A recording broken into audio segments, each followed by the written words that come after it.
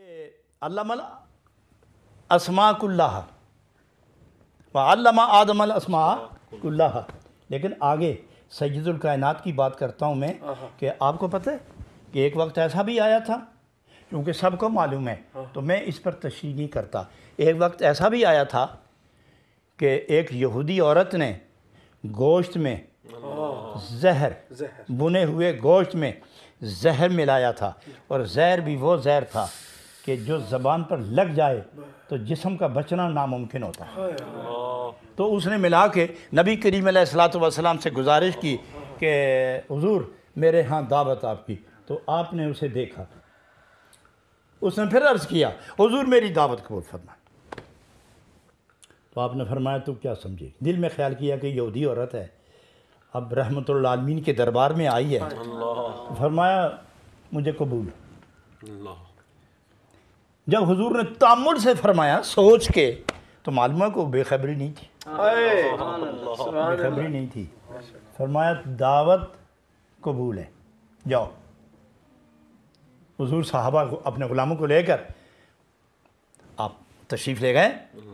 دسترخوان بچھ گیا، آپ تشریف فرما ہوئے، سامان رکھا گیا، بنی ہوئی بوٹیاں پلیٹ میں سجا کے سامنے رکھی گئیں۔ نبی اکرم صلی اللہ علیہ وسلم نے، اس جان عالم نے، اس رحمت عالم نے سبحان اللہ، بوٹی اٹھائی، حضرات یوں بوٹی اٹھائی، سبحان اللہ، آپ تناول نہیں فرماتے، یہاں رکھی ہوئی ہے۔ یہودی عورت دیکھ رہی ہے، کھاتے کیوں نہیں، کھاتے کیوں نہیں، اور حضور بوٹی یہاں رکھے ہوئے، حضرات آپ متوجہ رہیں میری طرف، بوٹی یہاں رکھی ہے۔ صحابہ دیکھ رہے ہیں کہ حضور تناول فرمائیں تو ہم بھی ابتدا کریں، سب کے ہاتھ میں بوٹیاں ہیں، وہ چپ بیٹھے ہوئے، وہ سب نبی پاک کو دیکھ رہے ہیں، اور نبی پاک بوٹی کو دیکھ رہے ہیں۔ صحابہ نے پوچھ ہی لیا یا رسول اللہ بات کیا ہے، قربان جائیں، تو نبی پاک فرماتے ہیں بوٹی بول رہی ہے کہ نہ کھانا، مجھ میں زہر ملا ہوا ہے، تناول نہ فرمائیے گا، مجھ میں زہر ملا دیا گیا ہے۔ بوٹی ہاتھ میں ہے، وہ بھی بنی ہوئی، کچی بھی نہیں، وہ بھی بنی ہوئی، پہلے بھی مر گئی تھی یہ بوٹی، جب بن گئی تو اور بھی مر گئی، تو وہ مری ہوئی بوٹی نبی کے ہاتھ میں آئی تو اس کو ایک نئی پھر زندگی مل گئی،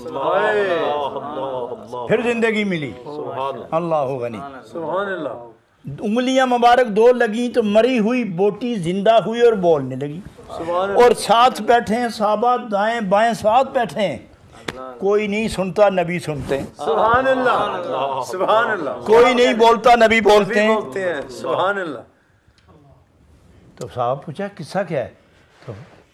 نبی پاک نے فرمایا بوٹی کہتی ہے کہ مجھے استعمال نہ فرمایا جائے، مجھ میں زہر مل گیا، تو حضور یہ بوٹی، تو نبی پاک نے فرمایا تم بولتی کیسے ہو، کیوں بولتی ہو، کیا میں امتی نہیں ہوں، کیا میں امتی نہیں ہوں؟ اب سوال پیدا ہوتا ہے کہ کیا اس بکری کی اس ایک جلی بنی ہوئی، کٹی بنی ہوئی، کٹی جلی بنی ہوئی بوٹی جو دستے اقدس کے مس ہونے کے بعد زندہ ہو کے بول رہی تھی، وہ کس زبان میں بول رہی تھی؟ واہ واہ واہ واہ، سبحان اللہ، اور زہر چیختا ہے،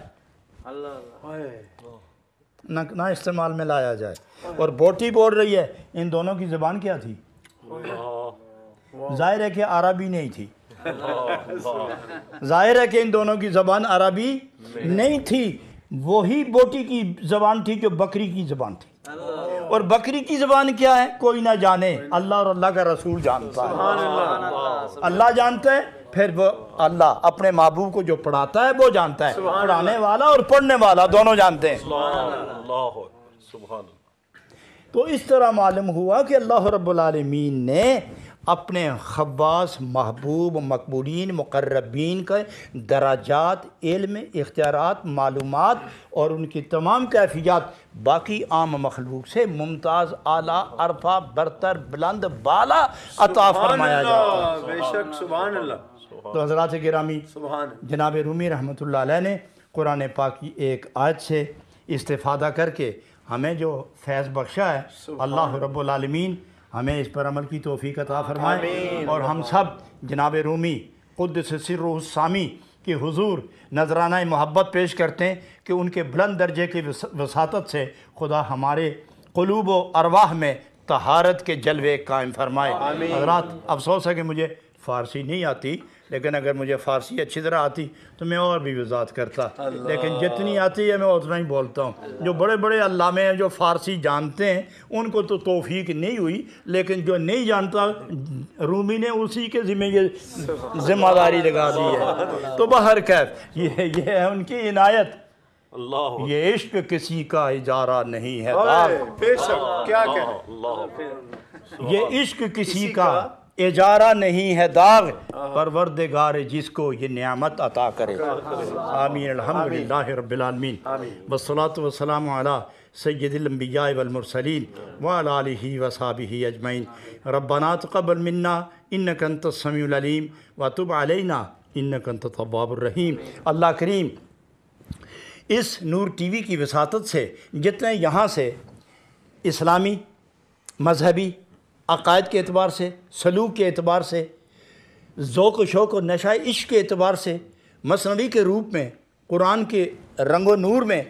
حدیث پاک کے فیضان کی چادر کے تلے، نعت کی صورت میں، نثر کی صورت میں، اردو، انگریزی، عربی، فارسی، ہر اعتبار سے جو یہاں سے نبی پاک کی نعت اور رب ذوالجلال تیرے توحید کے نغمے جو الاپنے والے یہاں آتے ہیں، اور پوری کائنات 166 ملکوں میں سننے والے سن کے فیض یاب ہو رہے ہیں۔ اللہ ہم سب پر یکساں رحمت نازل فرما، اور سب کے قلوب، اذہان، دل، دماغ روشن مطہر فرما، اپنا اور اپنے نبی کا بنا کے جینا نصیب فرما۔ وصلی اللہ تعالی، میں پھر دعا کرتا ہوں کہ اللہ کریم پریشانوں کو، پریشان حالوں کو سکون عطا فرما، دکھ درد کے ماروں کو سکون عطا فرما، جن کے گھروں میں پریشانیاں آ گئی ہیں بچیوں کی طرف سے، خاوندوں کی طرف سے، اولاد کی طرف سے، مال کی طرف سے، حال چال کردار کی طرف سے، اللہ ان سب پر اپنی رحمتوں کے پہرے قائم فرما، اور ان کو پاکیزہ جینا، سکون، عزت، آبرو، بندگی والی زندگی سے مالا مال فرما۔ فوض امری اللہ ان اللہ بصیر بالعباد برحمتک یا ارحم الراحمین۔